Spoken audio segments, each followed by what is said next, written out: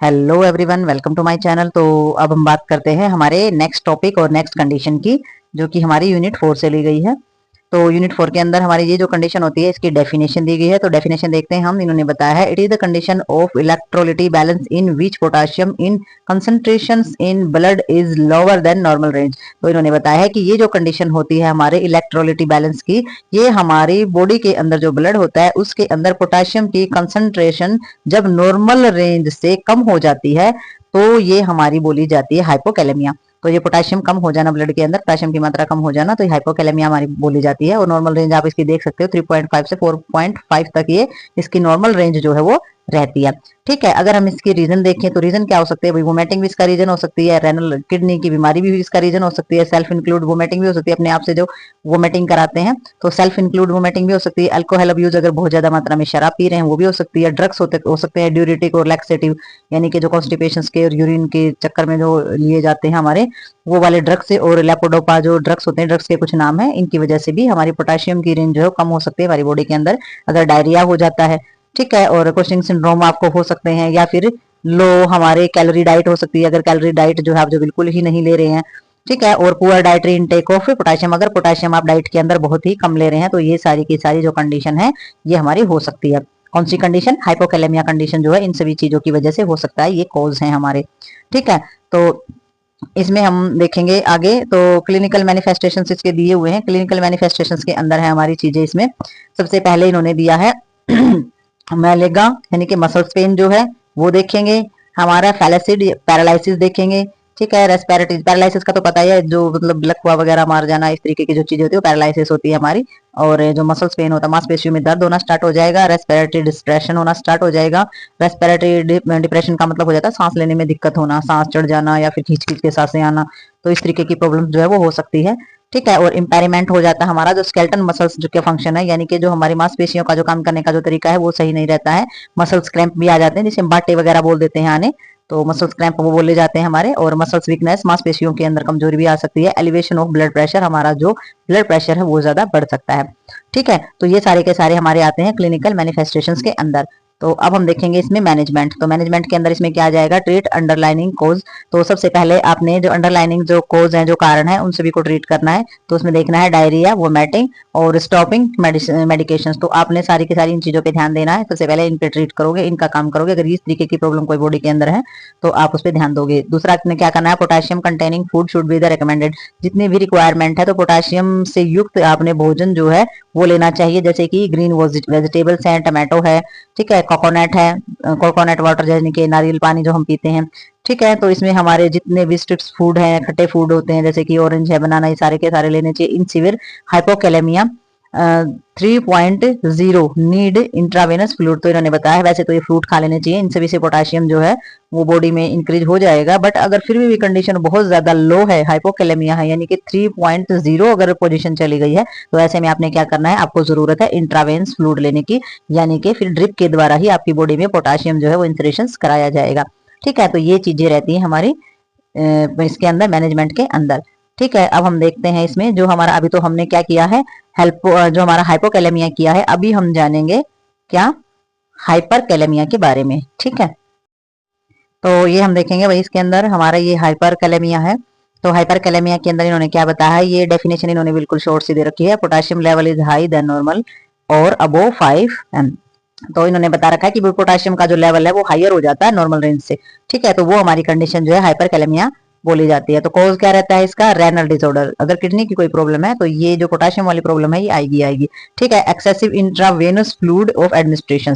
तो अगर ज्यादा मात्रा में कोई भी फ्लूइड जो है वो आईवी फ्लूइड जो दिया जाता है, अगर वो ज्यादा मात्रा में बॉडी में एडमिनिस्ट्रेशन कराया जाएगा तो उससे भी पोटेशियम की मात्रा जो है वो बॉडी के अंदर बढ़ जाएगी। ठीक है, तो नेक्स्ट इसके अंदर दिया गया की ऑफ मशीन। की ऑफ मशीन का मतलब है कि मशीन से MACHIN से लेकर के इसमें कुछ टिपिकल से जो हमारी प्रॉब्लम्स है वो लिखी गई हैं, तो उसका दिया गया इन्होंने। जैसे मेडिकेशंस की वजह से भी, हमारी जो इनहेबिटर मेडिकेशंस होती है उनकी वजह से भी हमारा पोटेशियम बढ़ सकता है। एसिडोसिस यानी कि हमारी रेस्पिरेटरी की जो मेटाबॉलिक की जो चीजें होती है उसकी वजह से बढ़ सकता है। और सी से हमारा सेलुलर डिस्ट्रक्शन होता है, यानी कि सेल के टूटने की प्रक्रिया, यानी जलने से या थर्मेटिक इंजरी की वजह से अगर हमारे सेल ज्यादा टूटते हैं तो भी पोटेशियम के बढ़ने का खतरा रहता है। और हमारा इसमें हाइपर एल्डोस्ट्रीमेसिस, ये भी हमारा प्रोसेस होता है बॉडी के अंदर। या फिर हमारा इसमें इंडिक्यूट्स इंटेक्स अगर हम लेते हैं, ठीक है। तो ये हमारे ये चीजें, इस तरीके की चीजें अगर हम खाते तो ये भी हमारा पोटाशियम ज्यादा बढ़ाता है। नेफ्रॉन फेलियर, किडनी फेलियर, ठीक है, तो किडनी के अंदर जो पाई जाती है नेफ्रॉन, अगर इनमें से कोई रीजन हो जाता है तो भी हमारा पोटाशियम बढ़ता है। और एक्सक्रिएशन से इम्पेयर्ड होता है तो भी, अगर एक्सक्रिएशन ज्यादा होता है, सेक्रेशन की वजह से एक्सेशन ज्यादा होता है, तो वो भी हमारा पोटाशियम के बढ़ने का खतरा ही होता है, पोटाशियम के बढ़ने का रीजन रहता है। तो की इन्होंने दी है यहाँ पे। तो आगे देखते हैं इन्होंने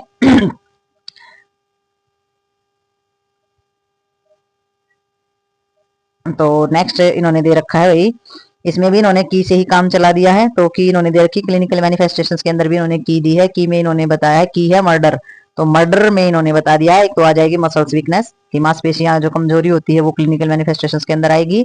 यूरिनरी प्रॉब्लम हो सकती है। अब यूरिनरी प्रॉब्लम में दोनों ही तरीके की प्रॉब्लम दिखा रखी है, ओलिगोरिया भी और एनियूरिया भी। यूरिन का जरूरत से ज्यादा बढ़ जाना, जरूरत से कम होना, रेस्पिरेटरी डिस्ट्रेस से हो जाना हमारा, तो हमारा रेस्पिरेटरी डिस्ट्रेस यानी कि सांस लेने में दिक्कत होना, अटक अटक के आना, और डिस्क्रीज हो जाएगा। कार्डियक की जो हमारी कंट्रोलिटी होती है, यानी कि कंट्रैक्ट करना होता है हमारे जो हार्ट का, वो भी कम हो जाएगा। ईसीजी चेंज हो जाएगी हमारी सारी की सारी वेव्स उसकी, और रिफ्लेक्शन चेंज हो जाएगा हमारा, यानी कि हाइपर फ्लैक्सिया या फिर हमारा एफ्लैक्सिया जैसी जो प्रॉब्लम है वो हमारी आ जाएंगी। तो नेक्स्ट इसमें जो हमारी मैनेजमेंट जो दी गई है, मैनेजमेंट के अंदर इन्होंने बताया है कि क्या मैनेजमेंट करोगे ऐसे पेशेंट की जिसमें पोटाशियम जो है वो रेंज से ज्यादा बढ़ जाता है। तो सबसे पहले हम डाइटरी पोटाशियम रिड्यूस करेंगे, यानी कि ऐसी डाइट जो है उसके खाने में से निकाल देंगे पेशेंट के जिसमें पोटाशियम होता होगा, ठीक है। तो पोटाशियम वाली जो डाइट है उसको रिड्यूस कर देंगे। दूसरा क्या करेंगे, इंसुलिन थेरेपी देंगे। इंसुलिन थेरेपी से क्या हो जाएगा, इंसुलिन थेरेपी जो है वो क्या करेगी, will lead shift of the potassium ion into cell. तो वो हमारे जो जो पोटाशियम आयन है, जो ब्लड सेल्स के अंदर जो पोटाशियम आयन है उसको वो जो लीड करती है, वो क्यों करती है, क्योंकि हमारा जो regular insulin with the 50 ml और 50% जो है वो dextrose to prevent of the hypoglycaemia. तो इन्होंने जो इंसुलिन का तो आपको पता ही होगा, अगर इंसुलिन हमारी बॉडी में बढ़ जाता है तो हाइपोग्लाइसेमिया जो है वो हमारा हो जाएगा। क्यों, क्योंकि जो इंसुलिन की जो मात्रा बढ़ेगी तो हमारा ग्लूकोज का लेवल कम होता चला जाएगा, और इंसुलिन की मात्रा कम होगी तो ग्लूकोज का लेवल जो है बढ़ता चला जाएगा। अगर इंसुलिन थेरेपी भी दी जाती है तो उसकी वजह से हमारा पोटाशियम जो है वो सेल के अंदर जो ज्यादा मात्रा में नहीं रहेगा, तो इससे भी हमारा फायदा होता है पोटाशियम को की रेंज को कम करने का। दूसरा इसमें थेरेपी दी जाती है, बाइकार्बोनेट थेरेपी दी जाएगी। तीसरा इसमें हमारा सेल्बुटामोल जो है वो दिया जाता है, जिसमें हमारा नेबुलाइजेशन दिया जाता है 10 से 20 ml, ठीक है। और जो ड्रग्स जो होता है वो लोअर ब्लड लेवल जो है potassium by the promoting the movement into cell. तो हमारी जो बॉडी के जो सेल्स होते हैं उनकी जो मूवमेंट होती है उसको प्रमोट किया जाता है। तो ब्लड लेवल के अंदर जो हमारा जो पोटाशियम होता है, अगर उसके वो लेवल जो है वो लोअर हो जाता है तो, ठीक है। तो हेमोलाइसिस के अंदर भी ऐसा हो सकता है, हेमोलाइसिस यानी कि डायलिसिस वगैरह अगर होता है तो हेमो फिल्ट्रेशन की वजह से भी सीवियर कंडीशन जो है वो आ सकती है, किसकी, पोटाशियम की वजह से। तो आपको शायद पता हो, जैसे कि डायलिसिस होती है तो डायलिसिस में सोडियम और पोटाशियम दोनों ही कैन जो है वो लगाई जाती है। जब पेशेंट का डायलिसिस का प्रोसेस जब स्टार्ट होता है तो उसमें एक पोटाशियम की कैन होती है और एक कैन जो लगाई जाती है वो लगाई जाती है इसकी सोडियम की। सोडियम के लिए तो NS ही यूज होता है, बट पोटाशियम की कैन से ही लगाई जाती है। उसकी बॉडी से जो पानी निकाला जाता है, जो फिल्ट्रेशन की जाती है, बॉडी के वेस्ट प्रोडक्ट जो निकाले जाते हैं, तो वहां पर हम पोटाशियम को रखना बहुत ज्यादा जरूरी होता है। तो ये कंडीशन जो है बढ़ भी जाती है, अगर बॉडी के अंदर ज्यादा इंसरेशन हो जाएगा फ्लूइड तो पोटाशियम ज्यादा बढ़ जाएगा, हाइपर हमारा कैलेमिया हो जाएगा, और अगर कम होगा तो उसमें हमारा हाइपोकैलेमिया हो जाएगा। तो दोनों ही कंडीशन रहती है। तो इसमें बॉडी का बैलेंस बनाने की जरूरत होती है, बॉडी के अंदर फ्लूइड का बैलेंस बनाने की जरूरत होती है। बॉडी के अंदर फ्लूइड का बैलेंस बनेगा, उसी को हमारा इलेक्ट्रोलिटी बैलेंस बोला जाता है, ठीक है। अगर ड्यूरेटिक वगैरह ड्रग्स वगैरह जो लिए जाते हैं, या फ्यूरोसेमाइड जो ड्रग्स, ये इस नाम के जो ड्रग्स लिए जाते हैं, तो वो भी हमारा हाइपरकैलेमिया का रीजन बनते हैं, ठीक है। तो ये हाइपरकैलेमिया और हाइपोकैलेमिया की जो हमारा जो पोर्शन था ये जो कंप्लीट हो गया हमारी जो डिसऑर्डर था। तो अब हम मिलते हैं किसी नेक्स्ट वीडियो में नेक्स्ट डिजीज के साथ, तब तक के लिए बाय।